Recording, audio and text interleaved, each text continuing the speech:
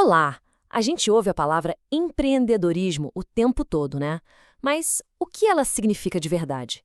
Nessa nossa análise, a gente vai mergulhar nesse conceito, entender de onde ele veio, quais são as características de quem empreende e qual o caminho que transforma uma ideia em algo concreto. Vamos lá? Para a gente responder essa pergunta, vamos ter que ir um pouquinho além do que todo mundo fala.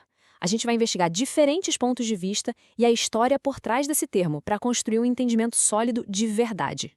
Seção 1. O que é empreendedorismo? Bom, para começar, vamos direto ao ponto: definir o conceito. A gente vai olhar para algumas visões bem importantes que mostram como essa ideia foi evoluindo até se tornar o que é hoje. Olha só, a raiz da palavra já entrega muita coisa. O termo vem lá do francês entrepreneur, que quer dizer aquele que assume, que pega para fazer. No comecinho, o foco era bem simples. Era alguém que trabalhava por conta própria e topava correr riscos para ganhar dinheiro. Essa é a base de tudo. Mas claro, a definição não ficou parada no tempo. Um estudioso chamado Louis Filion, por exemplo, ele muda um pouco o foco do risco para a visão. Para ele, o empreendedor não é só quem assume riscos, mas é, antes de tudo, um visionário. É alguém que imagina um futuro diferente e bota a mão na massa para construir esse futuro. Já a visão do Fernando Dolabella vai ainda mais longe e coloca a inovação bem no centro da discussão.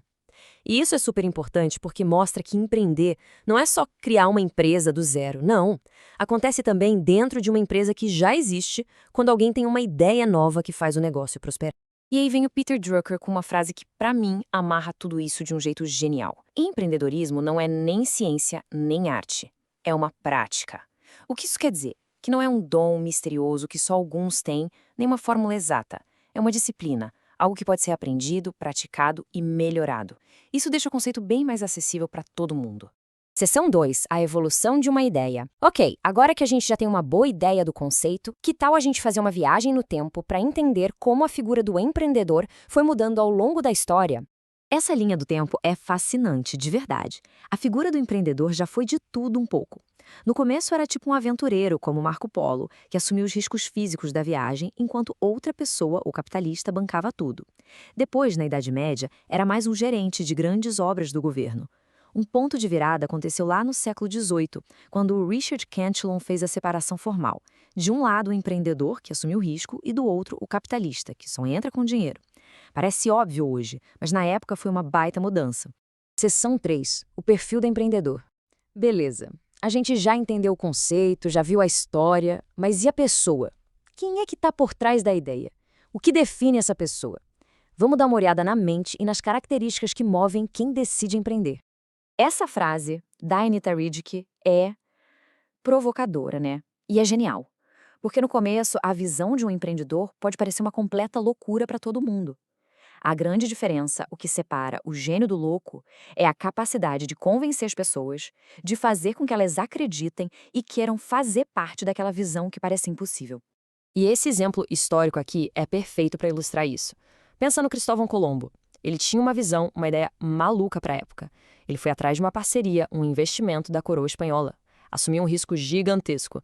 O plano original dele deu errado, mas no meio do caminho ele soube identificar uma oportunidade inesperada e muito, muito maior. E isso é empreender na veia, ter visão, correr riscos e saber transformar o imprevisto em oportunidade. Seção 4. Características essenciais. Certo. Então, além dessa visão meio maluca e da capacidade de convencer os outros, o que mais define um empreendedor? Vamos ver quais são os tijolinhos que constroem o sucesso de quem empreende. Quando a gente olha para o perfil, aparece um equilíbrio bem interessante. Pensa assim, é um sonhador realista. Alguém que tem visões grandiosas, mas com os pés bem firmes no chão. É uma pessoa movida por resultado, que não desiste fácil e, o mais importante, que encara o fracasso como aprendizado, não como o fim do mundo. Iniciativa, autoconfiança e um comprometimento absurdo com o trabalho são o motor que faz o sonho virar realidade. E aqui tem um ponto que é fundamental, sabe? Muita gente acha que é só pelo dinheiro, mas não é bem assim. Claro que o retorno financeiro é importante, mas a motivação principal geralmente vai muito além. É a busca pela realização pessoal, pela liberdade de ser dono do próprio caminho e pela vontade de assumir a responsa de criar algo novo. E olha, uma coisa super importante para a gente ter em mente, ninguém nasce com tudo isso pronto, tá? Essas características não são uma lista de pré-requisitos. São, na verdade, referências. São habilidades que podem e devem ser desenvolvidas e melhoradas com o tempo. Se conhecer, saber seus pontos fortes e fracos, já é o primeiro passo. Seção 5. O processo na prática. Bom, a gente já viu o que e o quem. Falta o como, né? Qual é o processo que transforma uma visão em um empreendimento de verdade? Vamos ver como essa jornada é estruturada. De um modo geral, o processo se divide em 4 grandes fases. Primeiro, a identificação, que é quando se encontra e se avalia uma oportunidade. Depois, o planejamento, que é a hora de colocar a ideia no papel, estruturar um plano de negócios. A terceira fase é a de recursos, ou seja, ir atrás do dinheiro e das pessoas necessárias. E, por último, a gestão, que é o dia a dia da empresa, fazendo ela crescer. Só que na vida real, a coisa raramente é essa linha reta bonitinha. É muito mais um ciclo, sabe? Por exemplo, na hora de buscar recursos, um investidor pode apontar uma falha no plano, o que te força a voltar para a fase de planejamento. O tempo todo é preciso estar pronto para voltar atrás, ajustar, adaptar. Ser flexível é a palavra-chave aqui. E tudo isso nos traz de volta para aquela grande pergunta, né? Afinal, a pessoa já nasce empreendedora ou ela se torna uma?